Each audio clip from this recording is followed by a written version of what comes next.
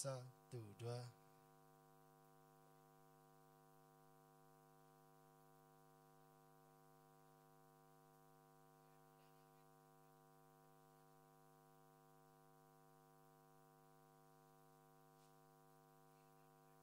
C A A 1 2 3 3 2 1 C A A he.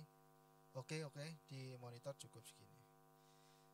Hadirin C A A C le he A C 1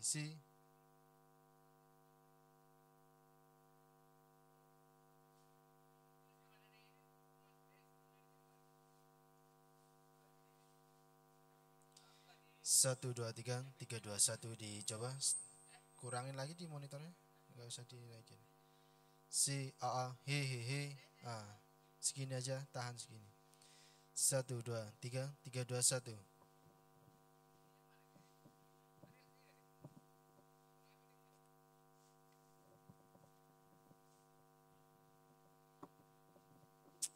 Satu dua tiga.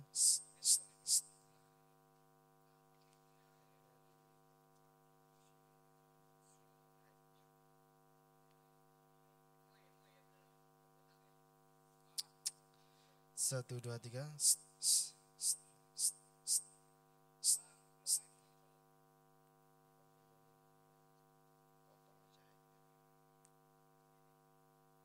C A.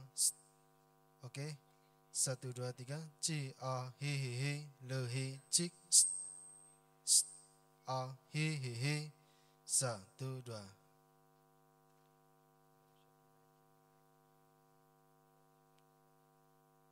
Satu C A he 1 2 cik le he A 1 he le he A C.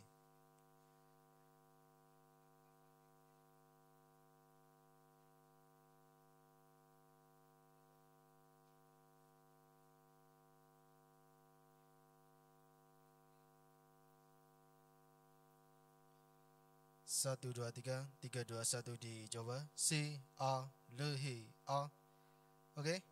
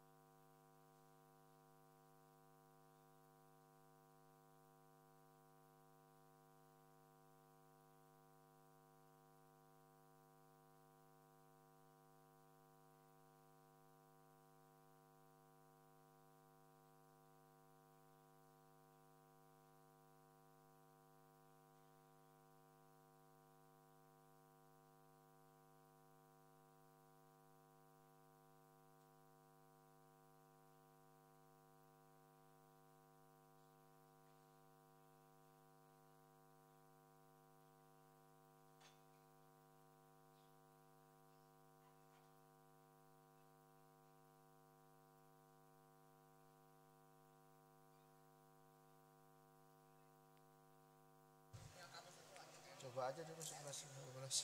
C A L he he C. Monitor dulu.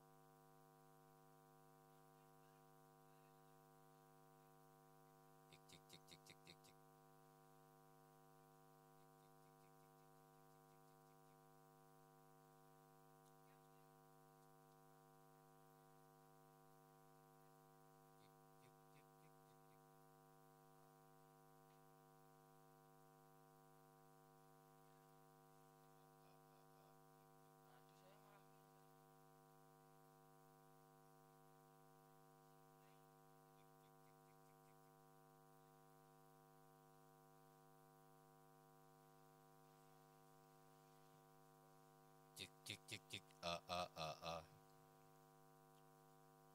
e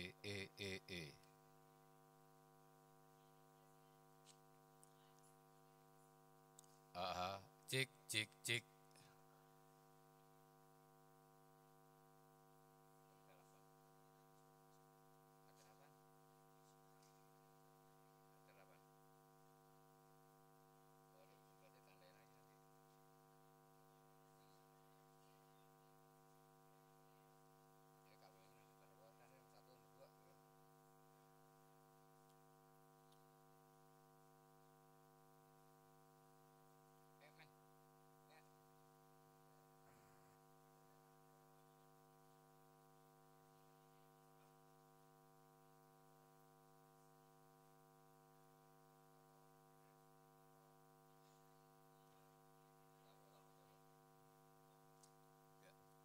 cik cik cik cik cik cik cik a c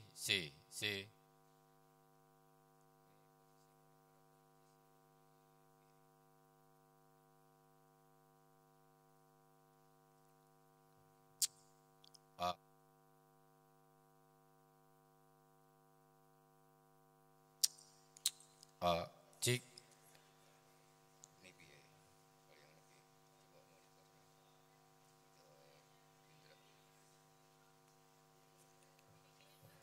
cik a c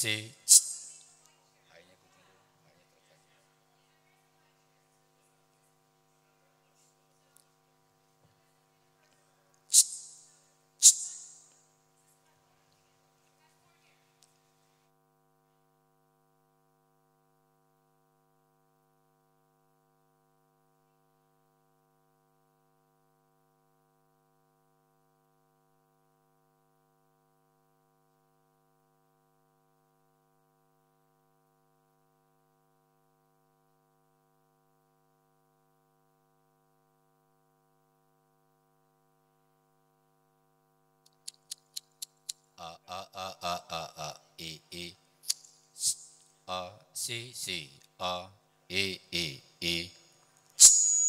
Oke, hanya gunting dulu, hanya lagi gunting.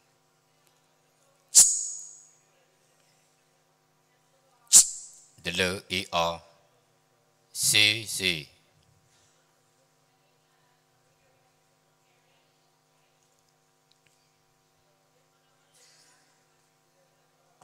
12 dele c 12 he a. Naikin lagi.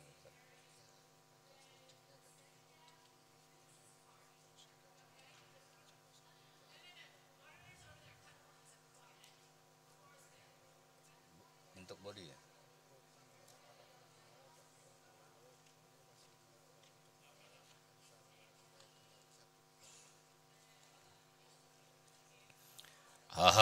Cik cik dele c 12 dele c he a. Naikin satu lagi, Pak. Naikin lagi. Elunya tambah sedikit ya.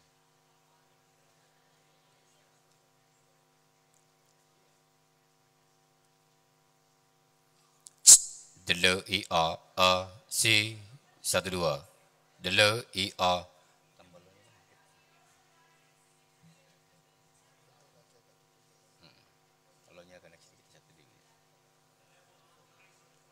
C delegates E 12 delegates masih terlalu itu. Naikin lagi lalunya sedikit.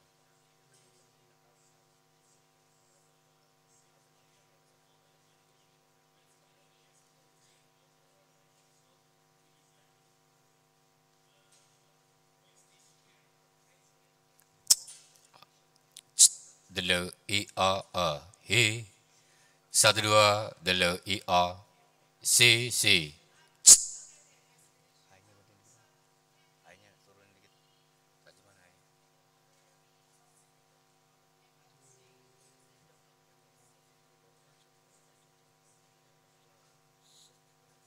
Hanya turun.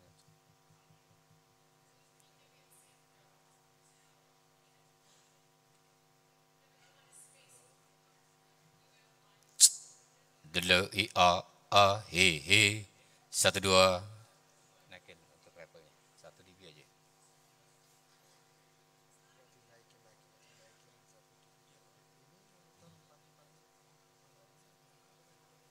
Paralel atau masing-masing?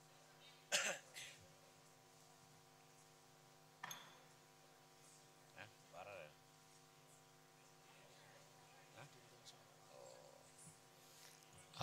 C delegates sa hanya dong tajam. Hanya kalau enggak hanya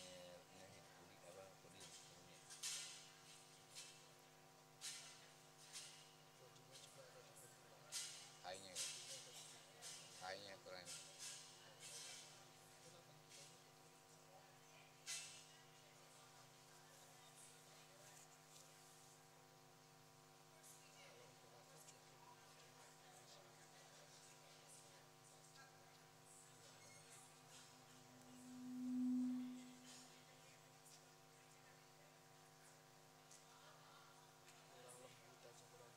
Kasar.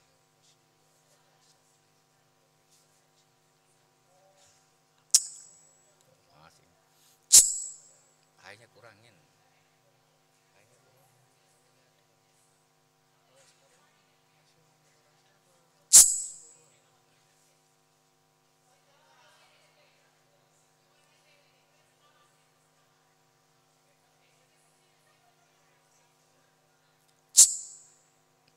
Hanya coba kurang lagi 1 dB lagi hanya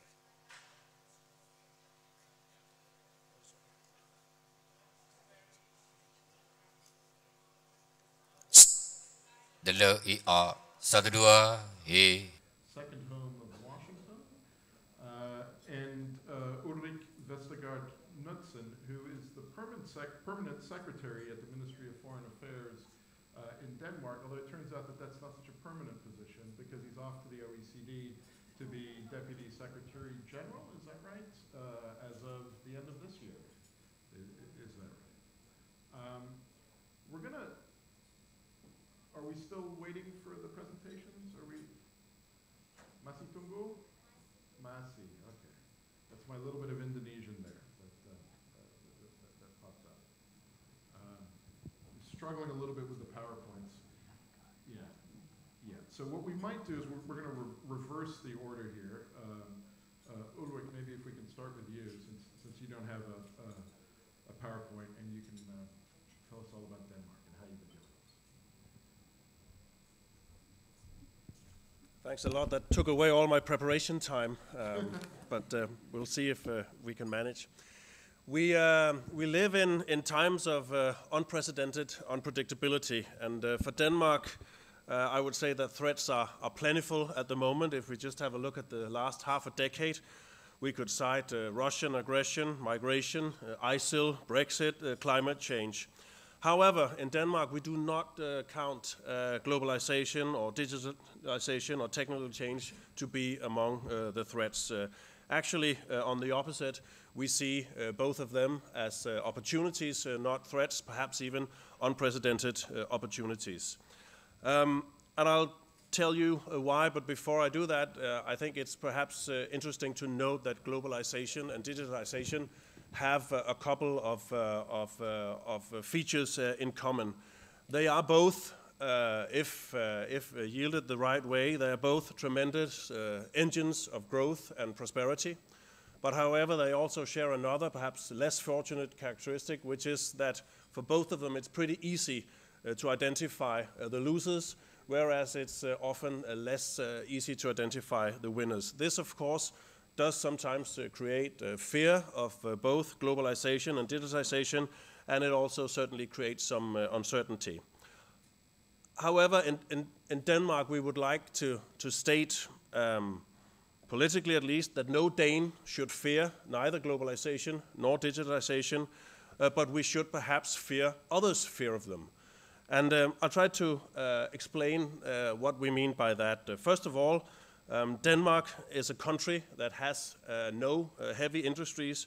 We have no natural resources. In other words, we rely very, very heavily on technology and digitalization to produce competitively. And we also rely on globalization and free trade to export competitively. In other words, the biggest fear for us really would be if the trends of globalization and technological changes were reversed, because that would basically take away our livelihood. So for us, embracing technology, embracing globalization, embracing free trade is not a choice, it is a necessity. We have some important features in our society that makes it a little bit easier for me here to stand and say that we do not fear globalization. And I will go through at least one feature and a couple of recent initiatives to give you some examples on why we see our society as fit to embrace globalization and new technology. It has much to do with social policies, with educational policies, with constantly upgrading skills, and it has to do with what could perhaps be dubbed the Scandinavian welfare model. I'd like to stress, however, that the Scandinavian welfare model is not about some sort of state capitalist model, it's not a socialist model. In actual fact, if you look at the Nordic countries or the Scandinavian countries, you'll be hard-pressed anywhere in the world to find more liberal and open markets. What is true, however, is that we have high taxes, so we have a very high degree of redistribution among our population. And that is perhaps the one feature that makes it easier for us to embrace free trade and globalization, because we have this very, very competitive market, but with a high degree of social security. An important feature of this model is what we call flexicurity, which is sort of two words bundled into one, namely flexibility and security. And the flexibility part is that it is in Denmark very easy to fire people. It's very easy to let people go and to change jobs. But on the other hand, we also have this high degree of social security. No Dane would fall below any poverty line if they were without a job. Another strong feature of this flexicurity model is that our labor markets are not governed by legislation. They're actually governed by collective agreements. So everything that takes place in the Danish labor market is actually collectively agreed between business and labor unions. This has led to a situation where in some meetings, when foreigners come to Denmark and they listen to the social partners, they often have a very difficult time finding out who's actually coming from the labor union side and who's coming from business, because they sound alike. They agree that it's about making the cake bigger for Danes, and then they can have their internal struggle afterwards on how to sort of share that cake. It means that you will find Danish labor unions arguing vigorously in favor of free trade. They will be the ones finding the right robotics firms to be present at the Danish conferences, because they believe that robotics actually create more jobs to Danes than the opposite. You could perhaps coin it in a few words or in one sentence or two by saying that in Denmark, regardless of whether you're a labor union or a business, It is not about protecting jobs, it's about protecting employment. I promised to mention two recent initiatives as well to show you how we try to prepare for change, or how we embrace change. And one of the more characteristic ones over the last couple of years is the invention of a so-called Disruption Council, or as it's also called, a Partnership for Denmark's Future. This is something that was established last year. And the basic question that was put to this Disruption Council was, how can we as a nation, how can we as a society adapt to an ever-changing world, markets characterized again by globalization and technological change. And perhaps, and one can discuss whether this is new or not, the technological change is not new, but perhaps even change at a pace that is exponential. So this is a council that was formed by ministers, CEOs, startups, academia, the social partners I mentioned before. They've come together up until now for 8 meetings discussing issues such as new technology, artificial intelligence, robotics, future skills, how does free trade affect labor markets, should we have a more agile framework for our businesses, and so on. The report is not out until January next year, so I can't really give you the answers yet. But what I can say is that the sense of these meetings is that there is a shared concern among all these participants that we should work together to make Denmark, as a small open country, even more prepared for globalization and technological change. Another initiative, and it'll be the last one I mention, is an invention in my ministry, the Ministry of Foreign Affairs, that we call techplomacy. It has long been a traditional work of diplomats to deal with one of the two forces I mentioned in the beginning, namely globalization or free trade. I think all the countries represented here sent their diplomats to the WTO, to other trade agreements. It is customary for diplomats to take part in that. However, the other part of the equation, equally important, at least for Danish prosperity and welfare, namely the technological change part of it, the taking part in digitalization part of it, is not a customary field of operation for diplomats. We thought that was a bit of an anomaly in 2018, or 2016, I think we started this. So we decided to appoint the world's very first tech ambassador.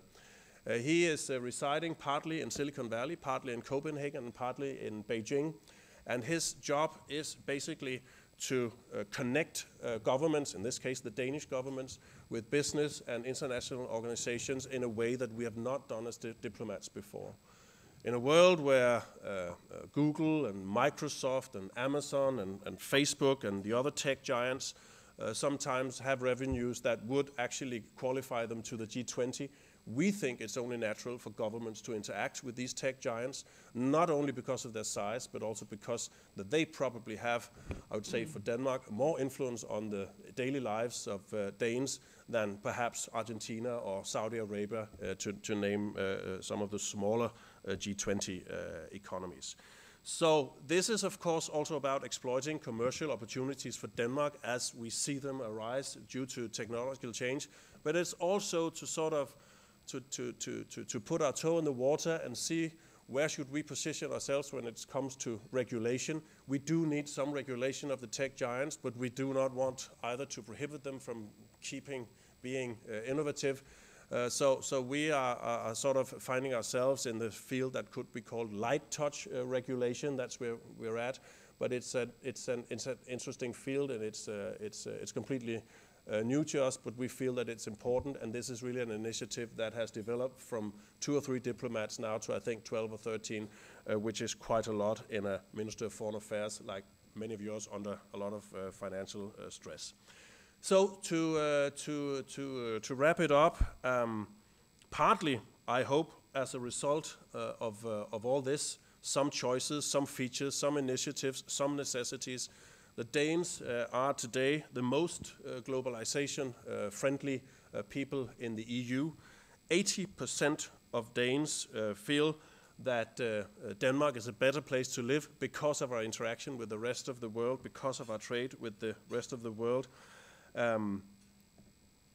I would also argue that, in fact, that's what the figures show. Danes do not fear globalization. They do not fear technological change. But I think we still have reason to fear others' fear of the two, because that is exactly what could threaten our livelihood. So this is why, in summing up for us, passion, necessity, and evidence go hand in hand for us when we argue that we should not turn our backs on free trade, on open markets, and the very institutions that have organized this conference. Thank you very much. Fantastic. Thank you very much, Ulrich. Harun, I think your presentation is ready. So, is it ready? Yes, I got thumbs up. Fantastic. Okay, makasih.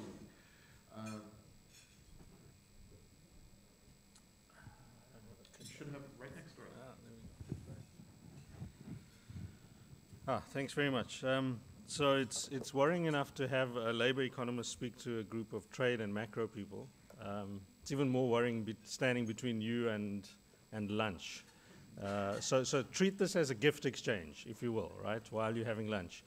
And what I'm going to really do is do a deep dive into two big themes, if you like, that have been discussed at length this morning, which is adjustment policies, and think about that in a very specific emerging market case, South Africa.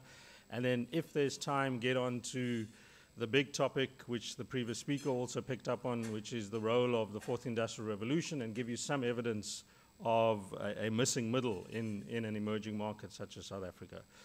So I'll take you through, if you look at the sort of middle of that presentation, I'll take you through three very specific active labor market policies.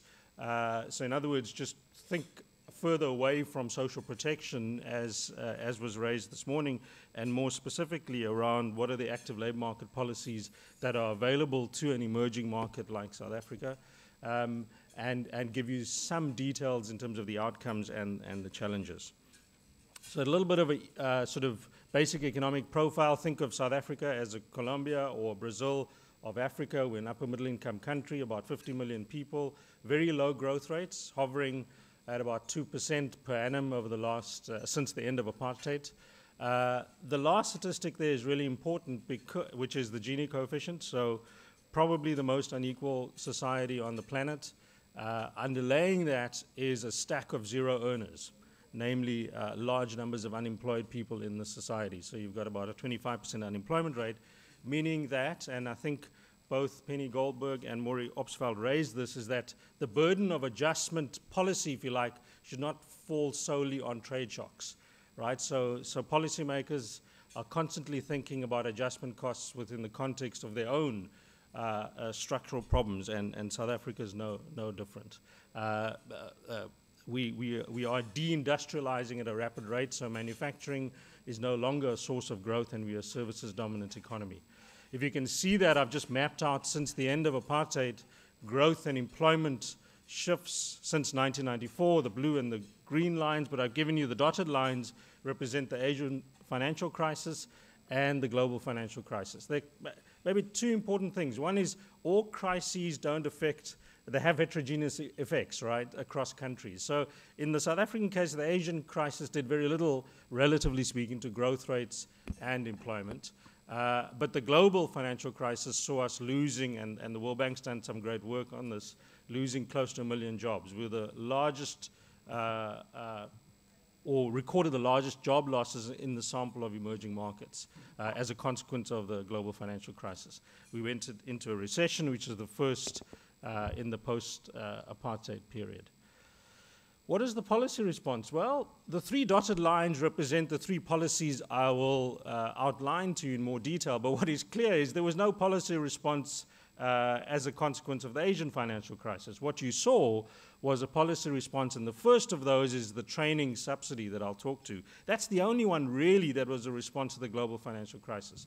The other two, the wage subsidy scheme and the community works program, which is essentially an employment guarantee scheme, were responses to a high unemployment society, were responses to a job-starved economy with low growth rates. And so adjustment comes in the form of many types of responses to different shocks in an economy.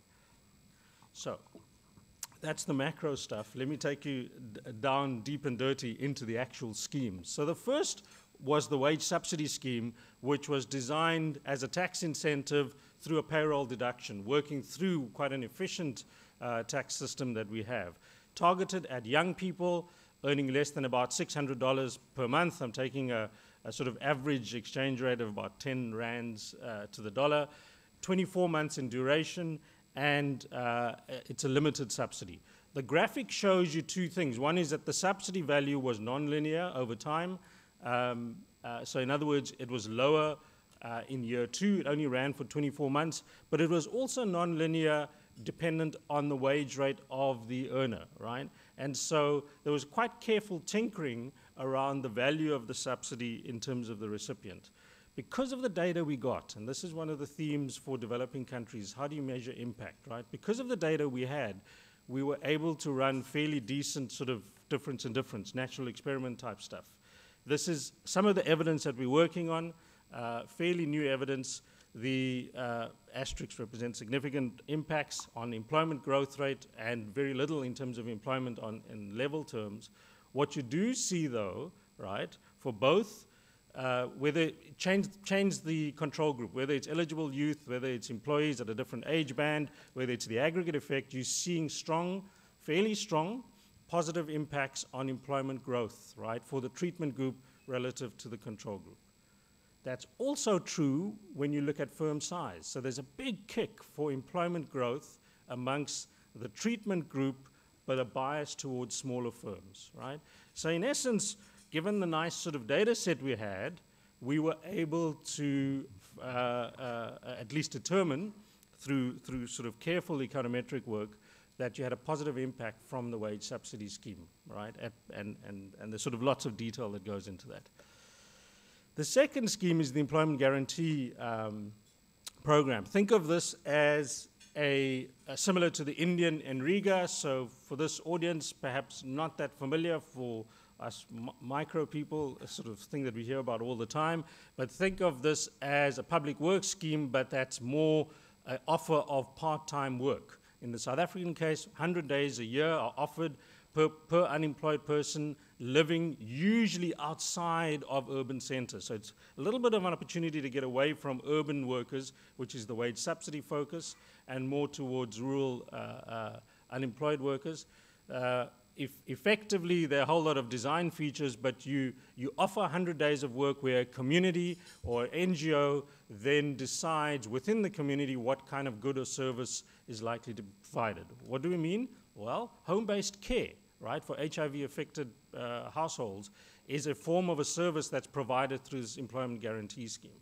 ECD, Early Childhood Development Programs, food security, a whole host of youth programs are offered through the, so you have the delivery of a social good or service, right, in exchange for work opportunities. What did we manage to do? And immediately you'll see for the microeconometricians amongst you, I don't have any natural experiment data. I don't have any decent impact results. All I have is do simple counts of the number of jobs created. That's the increase over time. About 240,000 jobs were provided, right? And the green bars give you the denominator, right? So that's about 1.2% of total employment in South Africa. There's a lot of agonizing in this literature around do active labor market schemes work or not? Should we try them? Should we not? If you show any policymaker 200,000 jobs, 1.2% of the workforce, they're going to take that, right? I don't think the counterfactual is no active labor market programs. It is also well targeted, so over or close to 75% of recipients were female and split between youth and non-youth. The one, then this is the final scheme, the job retraining scheme, was the one that was initiated straight after the global financial crisis. It had ostensibly a really great idea, a design feature for training workers that lost their jobs or were threatened with job losses as a consequence of the financial crisis. All sorts of clever features such as a training allowance that would only be 50% of the wage, so you buy in firms. There's a wage cap, so it's only semi and unskilled workers. Unfortunately, it didn't do a great job, right? And I want to come back to this within the context of the Fourth Industrial Revolution, because a scheme failing in one context may actually not be true in another context. Job retraining reached about 5,000 workers at its peak. I've looked at the latest figures that I finally managed to get out of the Department of Labor, and they're abysmal, right? So this was not a very successful scheme. Again, I don't have any proper impact data for that. And in essence, the assessment shows you, that's the bar graph that gives you, compared to all three schemes, you've got largest number of jobs created through the wage subsidy scheme, about 700,000 jobs, and it was the least costly, whereas the training layoff scheme creates the fewest number of jobs at the highest cost per beneficiary. What does that add up to for the policymaker? These are the figures that policymakers love to see, right? So I've advised the Minister of Labor and the Minister of Finance. They usually don't want to hear about difference in difference. They want to see this one here, right? And that's 1.2 million jobs. 1.2 million jobs created across the three schemes over the time period from the time that the schemes began and that we have data for. So this is a huge impact as far as jobs either being supported, created, or saved, right?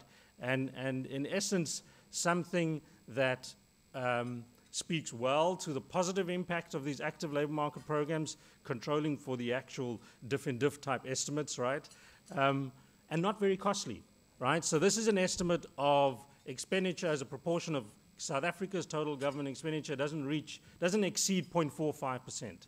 So you get 0.5% of total government expenditure goes to these active labor market programs, and you reach over 1 million jobs, 1 million individuals rather, constituting close to 2.5% of the total labor force. These are, I don't have time, these are some of the problems and the challenges, right, ranging from corruption, poor targeting. The standard one for the second and third schemes is there's no decent data for us to do proper impact analysis, and so on.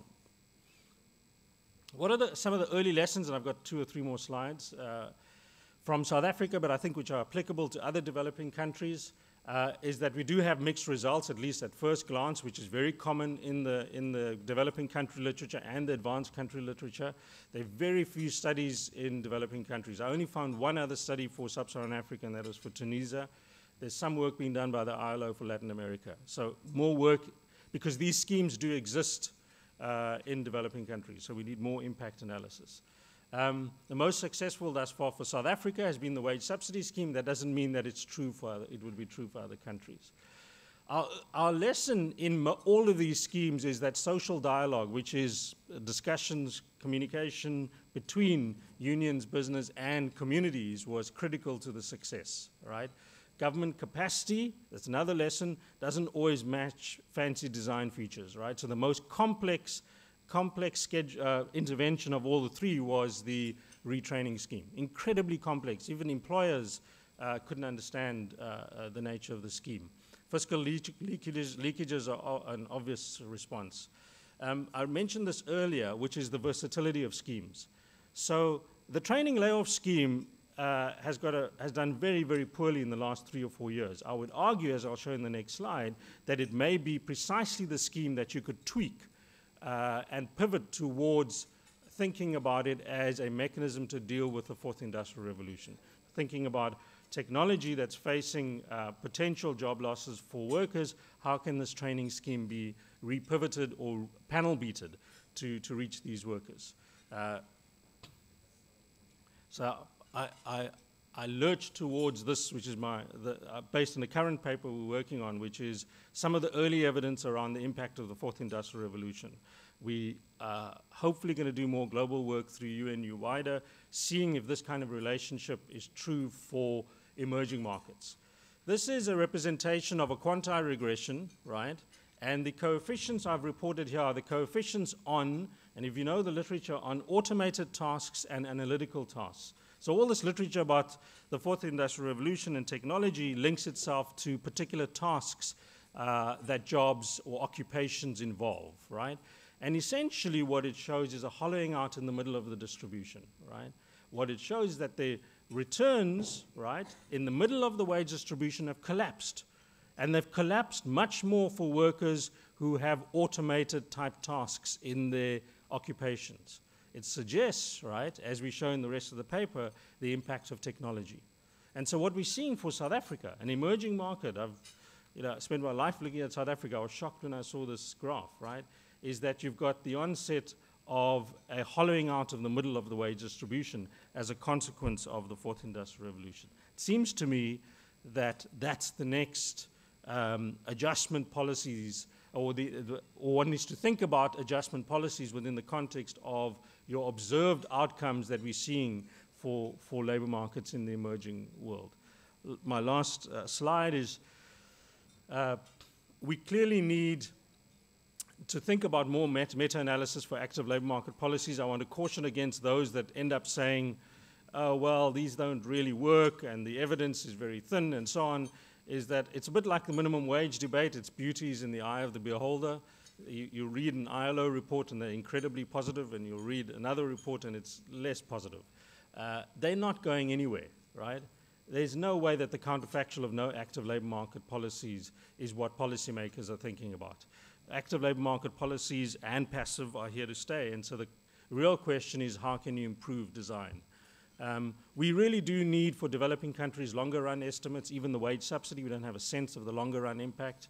And then finally, it seems to me that we have the suite of active labor market policies in our toolbox. We know more or less the broad features of those, whether it's retraining, whether it's employment guarantee schemes. As economies change, as there are different shocks, notably the fourth industrial revolution, one is to think about how can you alter design features of these different interventions. Thanks very much. Thank you.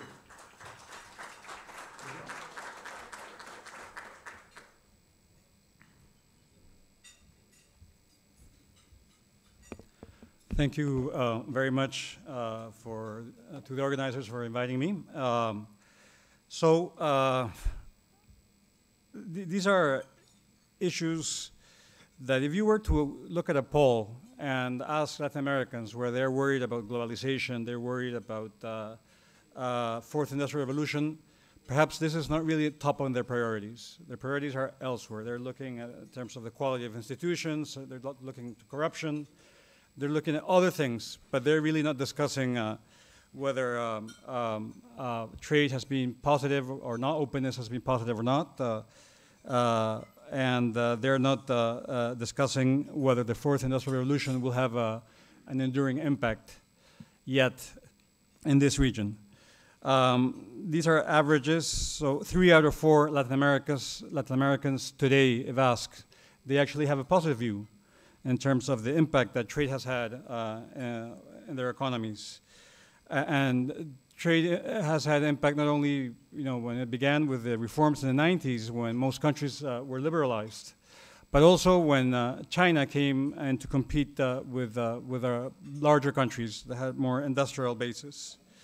And really to understand the extent of the impact of the automation and the fourth industrial revolution is something that is yet to be determined in the region.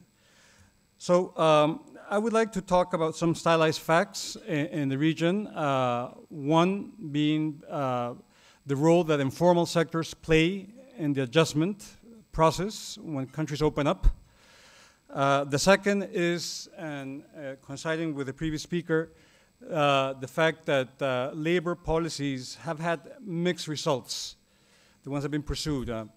And in particular, labor market rigidities have actually constrained the positive impact of trade towards productivity, unlike the case of Denmark and other countries.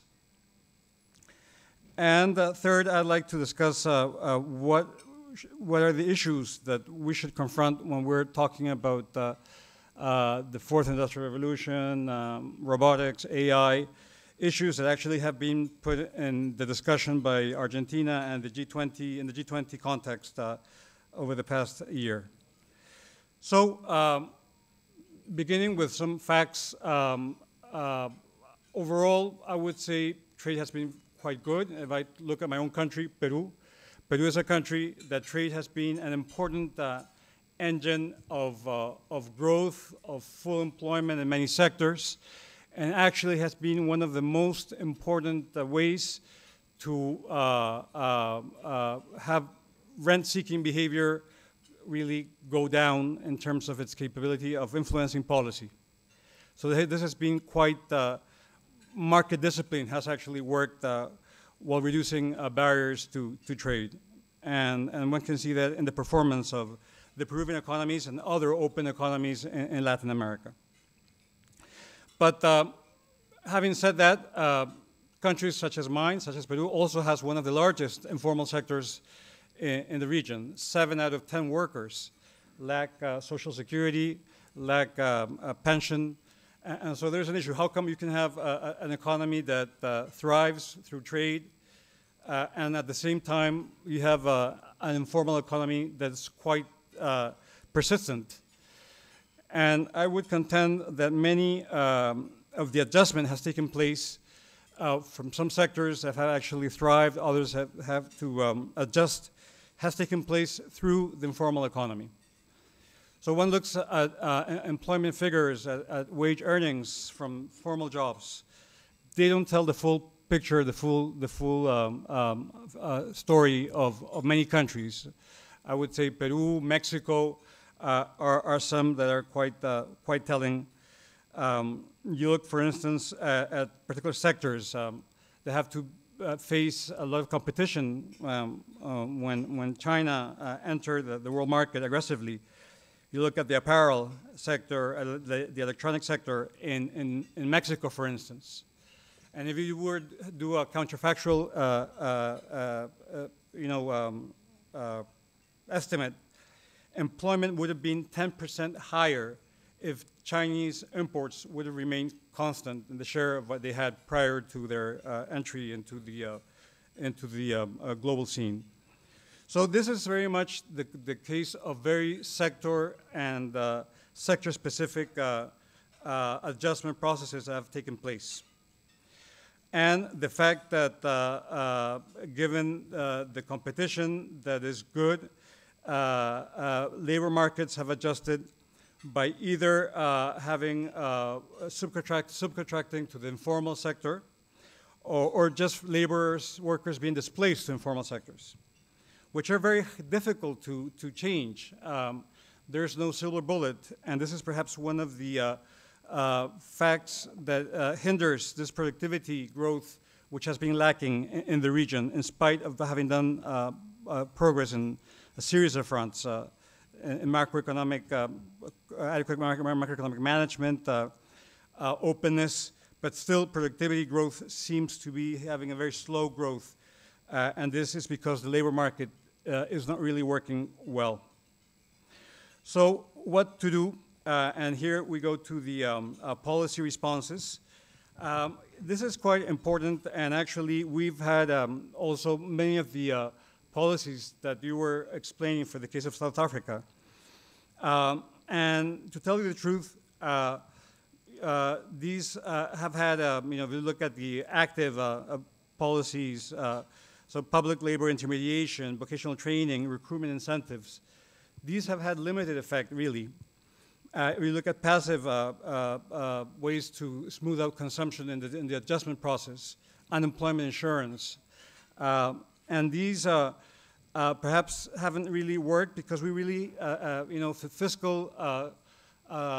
fiscal restraint has actually not financed adequately these policies. I remember when we were discussing in the cabinet with labor ministers coming to us from our budget for these policies, and the first question was, okay, show me the impact of what you're achieving with these policy measures. And there was no, serious result. And that perhaps shows, has led to the fact that Latin America really underspends in active and passive labor policies. For instance, OECD average is 0.6% percent of GDP on average spent on active employment measures. And in the case of Mexico, that number goes to 0.01% of GDP. So very, very small with regard to the spending by governments in these policies. In the case of passive unemployment insurance, the OECD average 0.8 GDP, past couple of years. And you look at the country that spends more on these policies, Chile, with half of that level spent. And you go to Mexico, almost nil spent as a percentage of that economy.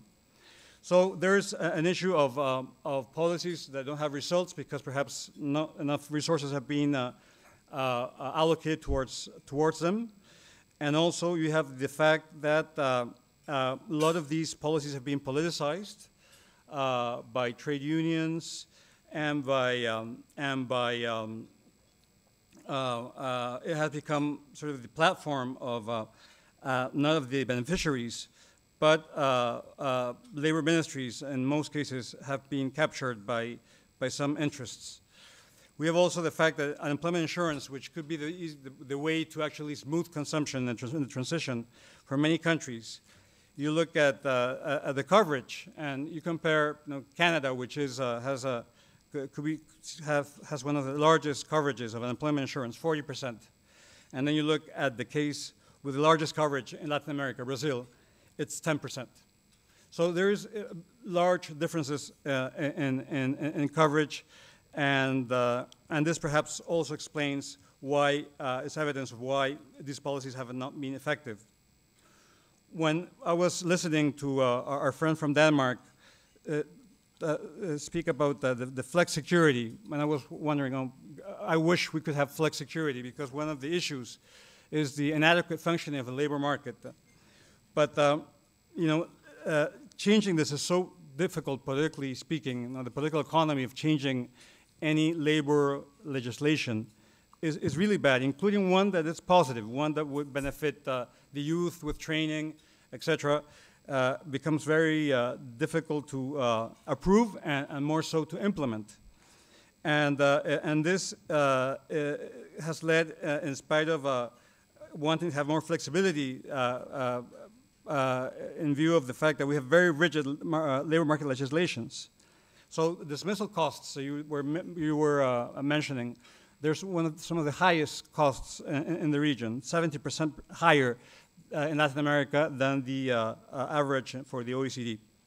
So these are issues that I think as we go towards understanding the impact of openness, and then I'll talk about technology, we need to find the appropriate design of these policies, the appropriate allocation of resources, and having actually more reliable evaluations of what works and what doesn't work.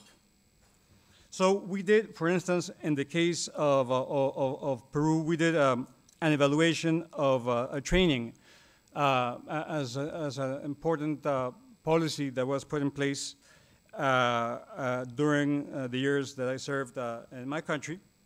And we found that actually there were 4 interesting features to have effective training policies. One, very close ties with the industry, with the private sector. Third was to have a comprehensive view, not only at classrooms, but on-the-job training. Third is that not to make this sort of a one-time intervention, but more of a long-duration intervention in terms of training, and begin at the early stages. Of course, we need to cost this, because as you increase the duration and you become more comprehensive, then the fiscal budget starts biting. So this is an issue of terms of having appropriate design of policies and actually learning from data, which is usually quite scarce, appropriate data to be able to measure the impacts of these policies. So the third area and last I would like to touch on is the impact of automation and the fourth industrial revolution. And here, now there's an interesting question whether which we don't have the answer, but it could be something to actually ponder and do more research, is if increased use of robots and a decrease in the costs, having more activities automated, if they will actually introduce incentives to return some activities that were outsourced to lower waged countries back into industrialized countries. So this is a question we don't have enough, we don't have evidence, but something that we should look into studying, particularly with countries that have been able to actually produce more intermediate inputs, such as Brazil or Mexico, and are part of value chains. There's a series of new occupations that will emerge and others that will disappear.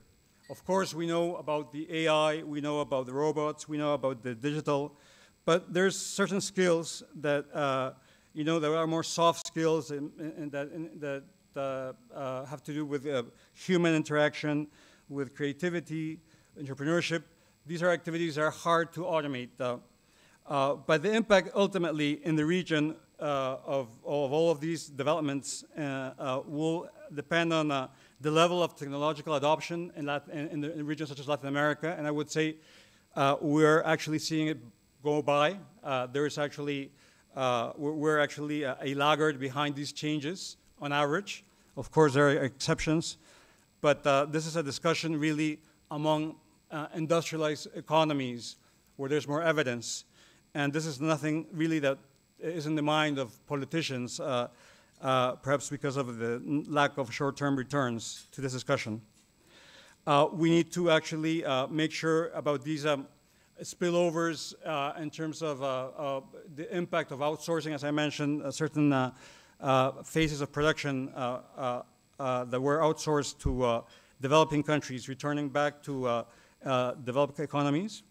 And I think what is ultimately fundamental is the capacity of having flexible educational systems to actually make this provision of skills, make the labor force employable throughout the life of an individual.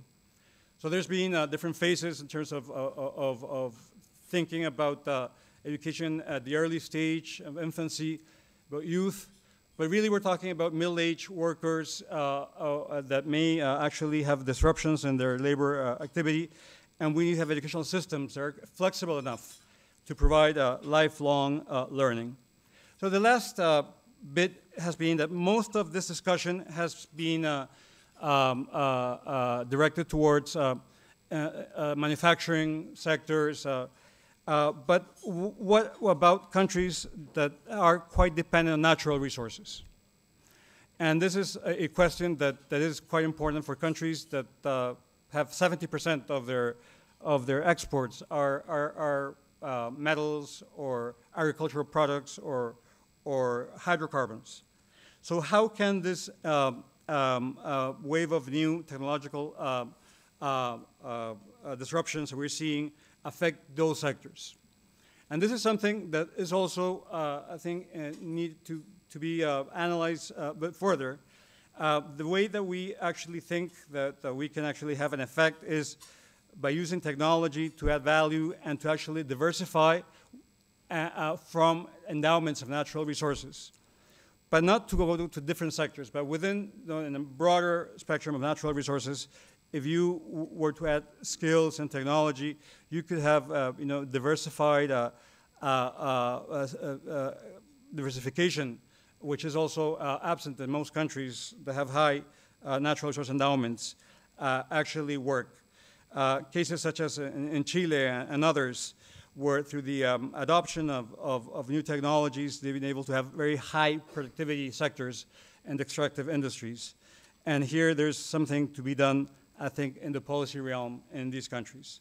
So, in summary, I think the discussion of these policies are not really dominating in the short term, the interaction between governments and public opinion. I think public opinion is focused on other very important issues, more institutional. Second is we need to actually have better policies in place And I would say the quality of labor legislation and labor policies are essential, and for them to be database and based on evidence and on results. And we need to actually think this once, this fourth industrial revolution comes, into the region with more force, if we have the appropriate skills and we can adapt to these changes that are coming and they're here to stay. Thank you. Fabulous. Thank you. That looks like a very good lunch you're all enjoying. Listening to all three of you here and thinking back to a lot of the conversation that I watch happen in the U.S., I come back to what all three of you said at one point or another about training, really. And Haroon, I want to start with you, because you had this amazing kind of tease there where you said this training program was a disaster. It didn't work, but it's got promise. And I didn't quite understand where the promise was there in this thing that clearly had not worked at all there. So just walk us through why you think that is the promise there and why you think it next time would be different. Yeah, so I mean, it's a little bit like being a realist in the first context, in the first instance, that policymakers haven't gotten rid of this training program. So and that's generally the response, which is we need to be spending more rather than taking the program away. Right. But in the South African context, this was the first time we had tried such a training scheme ever. And so it was, the reasons were given in the slideshow, but it was overcomplicated. The bureaucracy was way too much for firms to cope with. So a whole host of reasons that you could look at and say, well, we could fix those, right? And when I look at that and think of the fourth industrial revolution and jobs being lost or potentially being threatened in the middle of that wage distribution, you think, well, these workers could be retrained, right? And if you can move these workers from being clothing workers to sort of programmers, possibly, the retraining scheme offers promise. Certainly, you need to change a whole lot of things, but I think that was my tease. That was the reason. Okay. Yeah. Okay. I mean, I'm always taken by the discussion of training and holding it up as this great promise. There's a wonderful book that came out in the last couple of years called Janesville, which looks at the experience of a town in Wisconsin. Happens to be home to Paul Ryan, the outgoing Speaker of the House of Representatives in the U.S. But it's a classic story of what happens to a town when a factory closes. In this case, the big GM plant closes. And you hear and you follow over the years these workers as they go through a series of retraining schemes. And you end up with a surfeit of heating and air conditioning technicians at one point. And we've heard similar stories about truck drivers, right? In the U.S. right now we have a shortage of truck drivers, but at the same time we know that autonomous trucks are coming soon. So we're training people up to be truck drivers as an answer to disruption and dislocation in trade, and yet we know that there's more disruption coming down the pike. So I wonder, I know there's no easy answer to these things, and clearly when we have skills being the big differentiator in terms of opportunity in the world increasingly, I wonder how you solve this problem of kind of reactive training as opposed to proactive training, and you can kind of get ahead of things. I'm going to turn to Denmark because you seem to have all the answers. I really wouldn't want to go into to all the active labor market schemes we have. I'm not knowledgeable enough on that, but I think I would point to what you said about dismissal costs, and I think that is very much the key in Denmark, that the dismissal costs are low. So there is this basic contract that yes, you can be fired and it's easy to fire you, but the state will take care of you. We have this redistributional system. You won't be left for the dogs. Then perhaps there's also a question perhaps of national psychology, and there's some success stories. We used to have a thriving textile industry in Jutland, which is the main part of Denmark outside the capital. and that textile industry was lost partly to technology and also to trade. But now it's a thriving center of Denmark for smaller businesses and perhaps one of the most thriving regions in Denmark. We used to build ships in Denmark. We're a proud maritime nation. We don't build ships almost anymore in Denmark. And the biggest shipyard we had in the third city in Denmark called Odense. Now there are about, I can't remember the exact figure, 100 and 150 small startups now inhabiting that area that used to be the shipyard. So there is this tradition that you tend to constantly look for new opportunities when old ones are lost. And how long are you going to take care of me for? Sorry? How long are you going to take care of me for in Denmark when I lose my job? You know. Well, indefinitely. Indefinitely. Indefinitely, basically. And what have you seen in terms of the population of people on what we in the U.S. we would call the welfare rolls, for example? Well, that is a discussion in Denmark, as in any other, at least Western society. What is the pension age going to be? And we have introduced this scheme where the pension age is automatically regulated as we live longer. And we have, of course, also discussions whether the regulation factor should be sort of adjusted as we have this. We are not allowed to call it the burden of the aged, but that is what it is to economists, and I'm an economist. But that's an ongoing discussion. Miguel, you talked about this in your kind of 4 keys to training working. Your third one was that this not be a one-time intervention. Of course, the problem with training schemes is usually that they are reactive to a crisis, as they were in South Africa, for example. So who's doing that best right now? Who doesn't have that one-time intervention mentality? Is anyone doing that yet? Or? Not really. Not really. Yeah. But that was one of the issues. Also, if you are doing something, you're singling out that you're doing that because of a particular trade dislocation. Right. You're in a way, there's a stigma attached sometimes to just going in for a particular training program because you were thrown out of your job. So if it's become more of a continuous improvement type of training, it would work better than the opposite. Okay. So it's a broader question of education and Yep. and so on. The other thing I was struck by, and this gets back to Denmark, is kind of fear and consequences.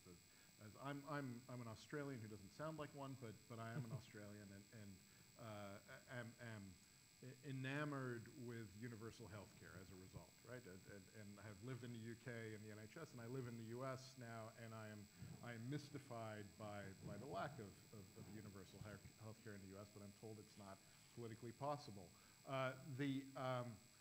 And one of the really striking things in the US is this real existential fear of losing one's job. You lose a job, you lose health care, you lose often your kids' access to higher education as a result of the cost there, and so on.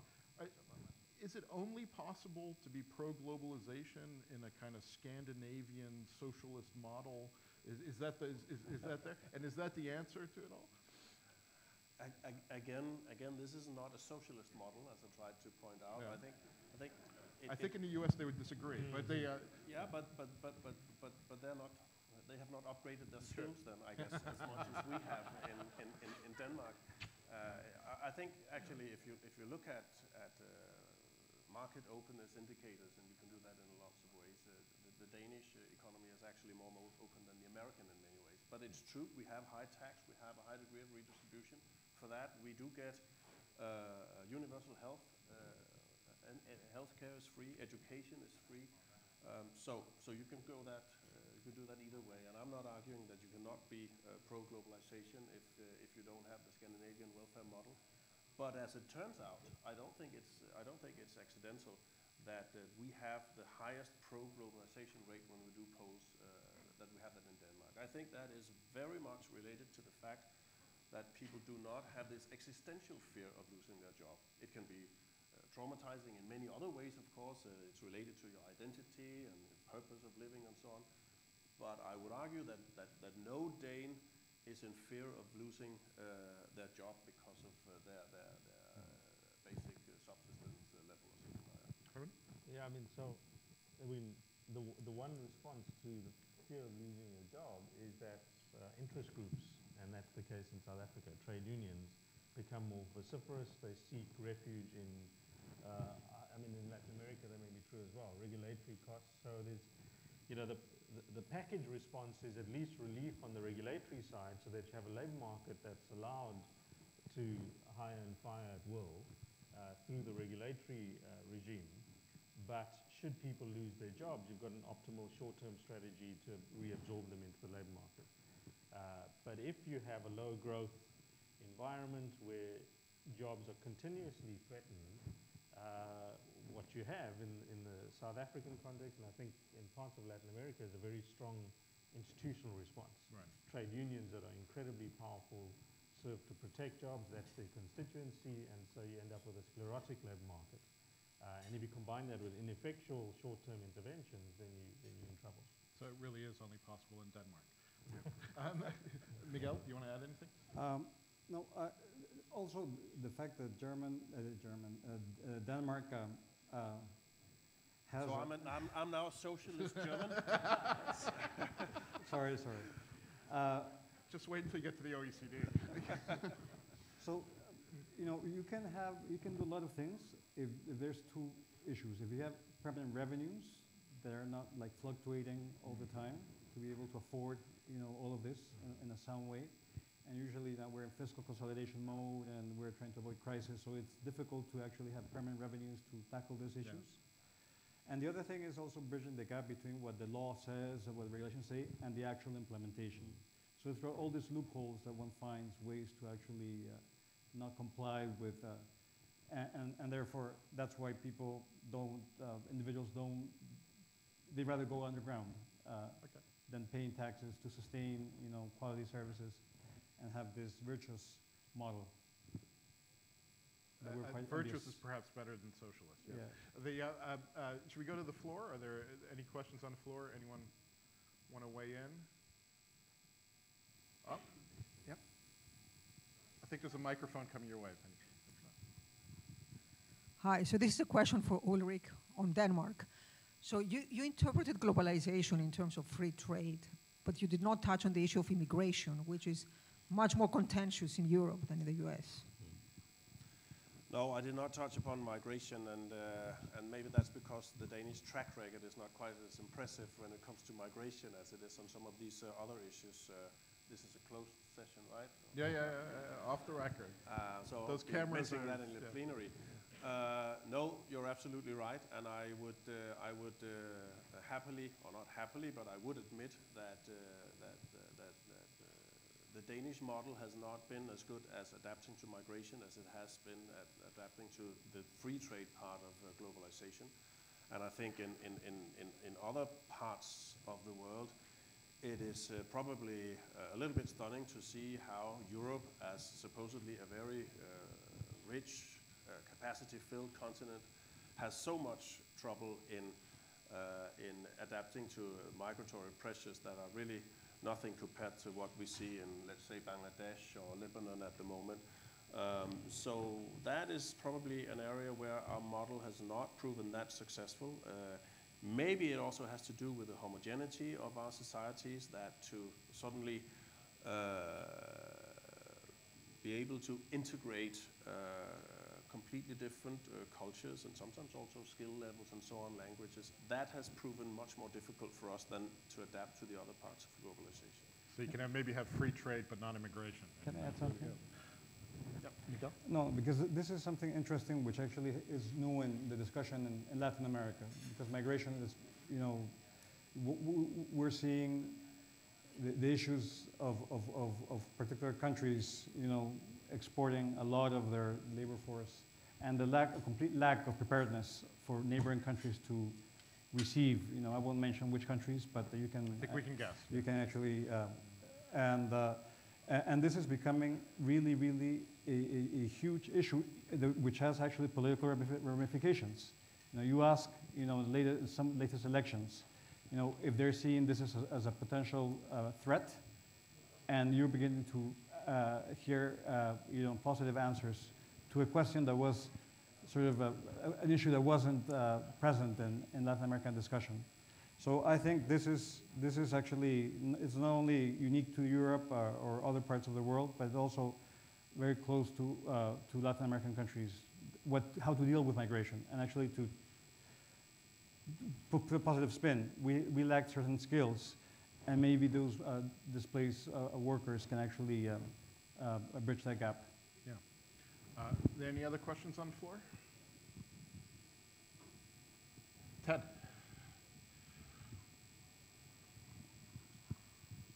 So I was struck listening to you that in some sense you're laboratories, but especially I got the sense that you referred to other countries' experiences, but it wasn't so clear that you got a lot of experience, a lot of insights from that. I say to you who's about to go to the OECD, where they do try to do cross-country studies of this sort, but I was struck that, at least in terms of how you talked, that there was not much reliance on learning the lessons from other countries. Now, maybe that's just because each country is sufficiently different, right? We all can't be Denmark. But it does seem to me in the world of public goods that are produced by international organizations, which is what we're sponsored by here, this is an area where probably there needs, one might usefully put some of your budget, I guess is the right term in here. Maybe it wouldn't be useful. I mean, I'd be interested to know from each of you whether you found anything useful in looking at what other countries had done in terms of making your choices. Harun, I'm going to start with you since you're the interdisciplinary guy here today. So I think that's a great question. Certainly from the advanced country, all the meta-analyses that have been done are really useful. They, just to give you a variety of the impacts that you see, do they guide design? I don't think policymakers in developing countries have used them, but I'm not sure they would be as relevant. So, you know, in the case of Denmark, there are no capacity constraints, very few.